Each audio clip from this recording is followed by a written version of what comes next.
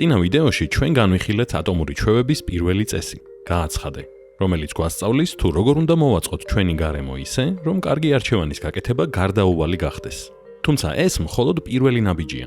შემდეგი საფეხურია, როგორ ვაიძულოთ თავს გავაკეთოთ ის, რაც ძალიან გვეზარება. როცა სარბენი ფეხსაცმელების შემოსასვლელში გიწყვია, როგორ უნდა მოგინდეს მათი ჩაცმა და სარბენად წასვლა. სასარგებლო ჩვევების ჩამოსაყალიბებლად განვიხილოთ ატომური ჩვევების მეორე წესი. აქციე ქმედება მიმზიდველად. რითაც ვუპასუხებთ კითხვებს. რა მართავს სინამდვილეში ადამიანის სურვილებს? როგორ არის მოწყობილი ჩვენი ტვინი?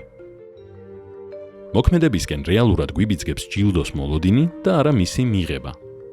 ხშირად გგონია, რომ ბედნიერებას თავად ჯილდო გვანიჭებს, თუმცა სინამდვილეში ჩვევები დოფამინზე დაფუძნებული უკუკავშირების ციკლია. დოფამინი ის ჰორმონია, რომელიც გვეხმარება სიხარულის, ინტერესისა და მოტივაციის შეგრძნებაში.